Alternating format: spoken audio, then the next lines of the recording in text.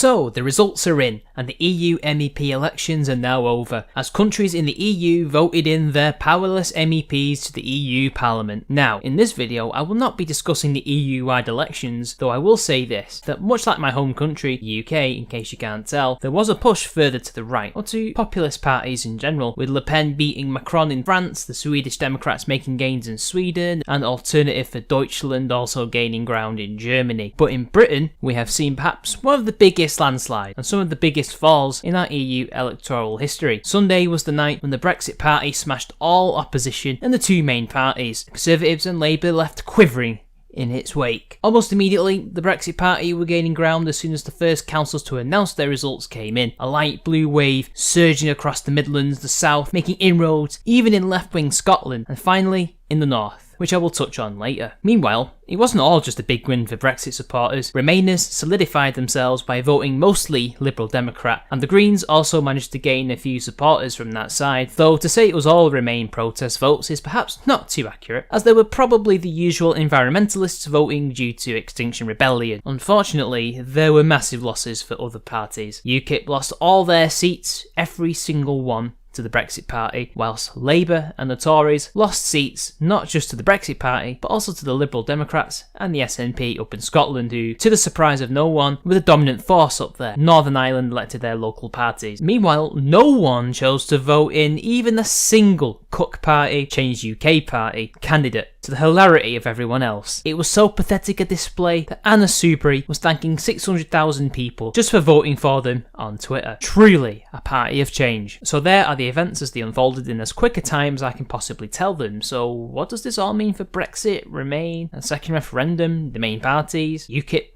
Farage, etc.? Well, let's start with Brexit and Remain, shall we? Firstly, I think the results point towards what the country truly feels in regards to Brexit, that the majority of the UK want Brexit, and they want it now. I'm sure every voter who voted for Brexit Party had their reasons, but we can be sure that some of these reasons were trying to send a message to the main parties and hoping that voting for the Brexit Party would result in Brexit, as well as a lot of people, especially the working classes, believe that out of all of the popular politicians, Farage is the best man, possibly the only man to some who can deliver Brexit. People voted purely based on the fact that he has, in many ways, become the face of Brexit. Personality can be a huge sway, but again, it does point to the general trend of where the country is at in regards to Brexit. Nothing seems to have changed, though perhaps the fact that the Brexit Party came second in Scotland and even gained seats in, I believe, East England, as they are, or were, much more Remainer based. These are great achievements, and I think it is plain to see that Scotland didn't necessarily vote to Remain, and that it was actually just as close there as it was in England, Wales and Northern Ireland. Besides, just voting for SNP doesn't mean you are a Remainer. Yes, people can and do vote for parties that are against their own interests, as outlined in previous videos. The most laughable thing about all of this was the Remain camp's desperate attempts to gaslight the public. They literally tried to say that if you add up all the hard Remain with the soft Remain compared to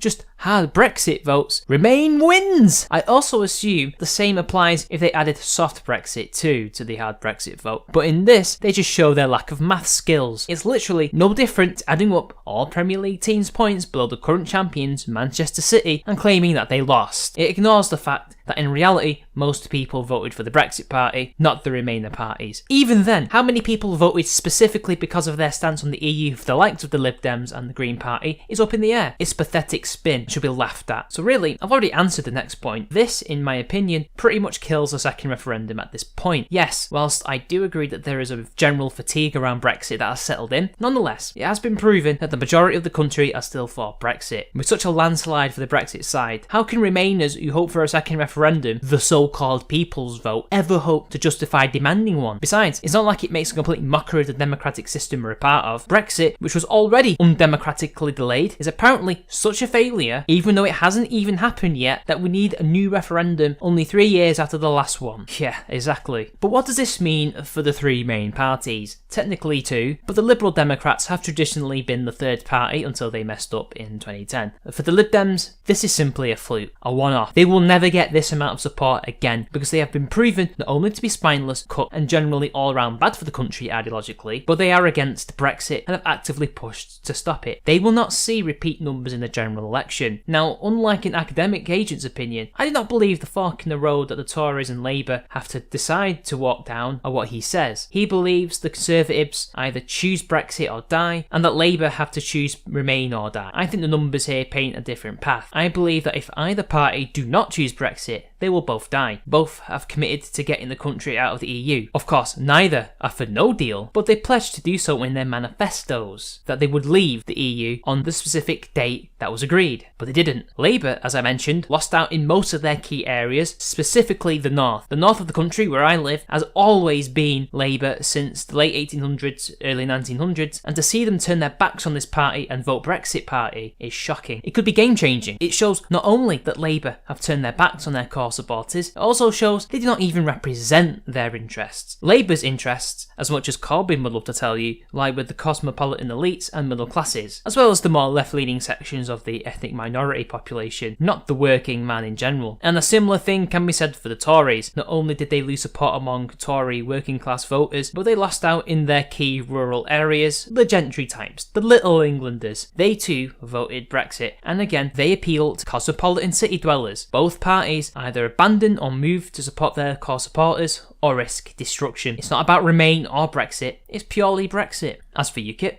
firstly, Sargon of Akkad did not destroy the party, nor does this defeat mean the end of it either. UKIP is not the same UKIP it was under Farage. Slowly over time, and especially since Batten became leader, they've become less of a single issue party, as they were under Farage, became more of a proper party with a manifesto that touches on many different issues, with the policies to go along with them. Long term, they will be fine and will evolve. They already rank second when it comes to popularity with voters aged 18 to 24, as well as having similar numbers in the 25 to 34 age range. They have a long future ahead of them. As for Carl, he managed to gain 3% of the vote in his area, which, considering the abuse he had to go through as well as being a newcomer and unknown to the political scene, is actually an achievement. His canvassing method, where he actually went out and talked to people, discussed and debated ideas, will be something that not only helped with that number, but will be something that UKIP might even employ in the future. It's something that wins hearts and minds more than just expecting people to vote. As for Farage and the Brexit Party, I don't think this party will have much staying power. The primary purpose is to deliver Brexit. Even if they were to win a general election, say, they will simply deliver Brexit and then Farage will step down as Prime Minister. But they most likely would never win one anyway because they are a single issue party, and Farage, it seems, does not have a great history of proposing or sticking by any other policy but Brexit. They will die soon as Brexit is actually achieved. UKIP is gearing up for a more long-term future. Farage might well retire after all of this is said and done, or he might continue, but we'll know in the future. But anyway, that's about everything, I think. Hopefully I covered enough on this topic. It was an absolute barrage by the Farage, and the establishment needs to take a good long look at itself.